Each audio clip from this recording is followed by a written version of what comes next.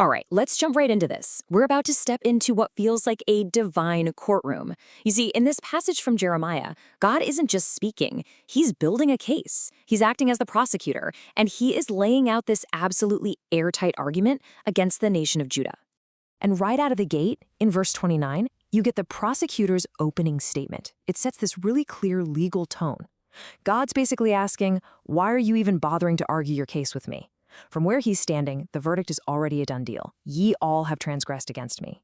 This is not a negotiation, folks. This is an indictment.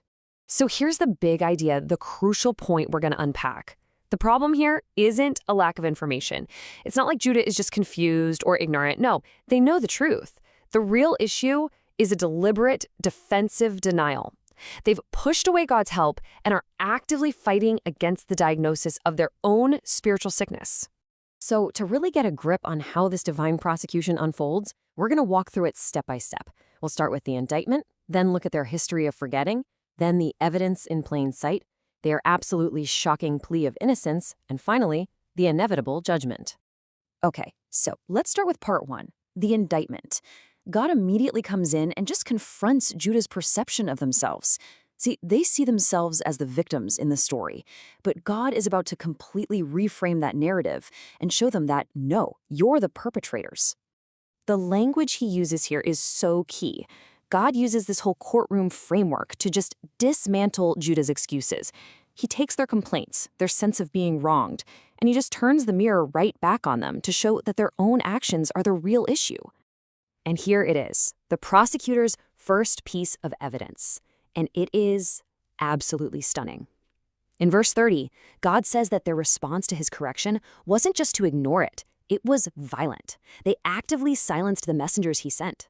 This was not passive rebellion. This was an aggressive, even deadly rejection of the truth. Now, the argument shifts a little. God moves from the cold, hard language of the court to a deeply personal, relational appeal. He's about to highlight just how absurd their spiritual amnesia is by reminding them of their shared history. He asks this incredibly powerful rhetorical question in verse 31. Has he ever been a source of scarcity for them, of abandonment, of danger? You know, a wilderness is a place of nothing, a place of fear. And God is asking, is that honestly how I have treated you?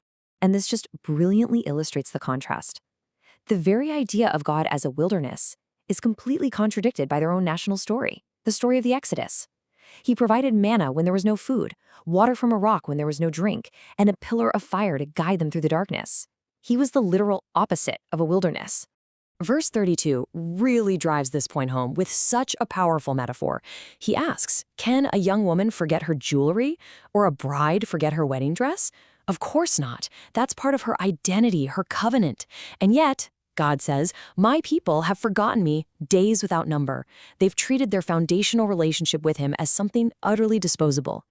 So after establishing this history of forgetting, the prosecutor now presents the most damning physical evidence. We're talking about proof that their sin has moved way beyond a private heart issue and has become a public atrocity. The imagery here in verse 34 is intentionally graphic.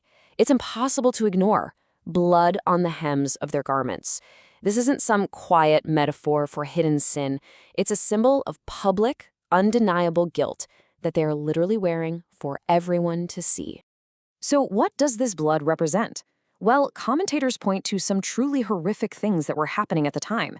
We're talking about the pagan ritual of child sacrifice to the god Moloch, judicial murder happening through a corrupt justice system, and the systemic exploitation of the poor and the innocent.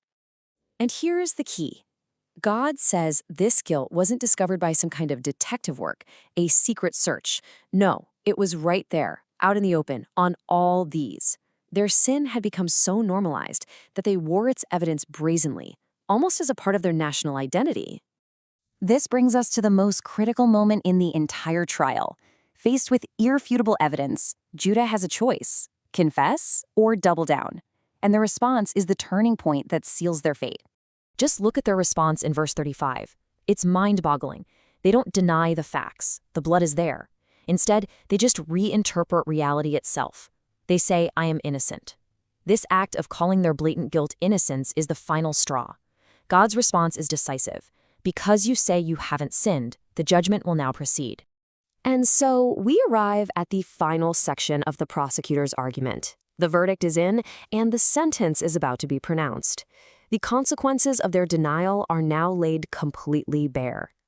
Instead of turning back to God, where do they turn? To politics. They look to Egypt as their savior, a symbol of false security and human pragmatism. They're looking south for help instead of looking up. And history shows the devastating result of this choice, which is detailed in verse 36. Jeremiah's warnings came true with just chilling precision. Judah got caught between the superpowers of Egypt and Babylon, and when the moment of crisis arrived, their political ally completely failed them, which led directly to the fall of Jerusalem. Verse 37 gives us this powerful final image. Going into exile with thine hands upon thine head. You have to understand, this wasn't just a sign of sadness. It was a public posture of absolute defeat, of humiliation, and the deep shame of being led away as captives. It's the physical manifestation of their spiritual failure. So as we look back, this passage gives us a clear 4-step anatomy of apostasy, what it looks like to totally abandon one's faith. It all began by forgetting salvation. That led to rejecting truth. From there, they started trusting in substitutes like political alliances, and it all culminated in the brazen denial of their own guilt. Which leaves us with this one last lingering thought. This entire courtroom drama, it all hinges on one crucial action, the rejection of grace. And it forces us to ask, what is the inevitable outcome when the offer of mercy is not just ignored, but defiantly refused? The answer, as Jeremiah shows us, is as certain as it is severe.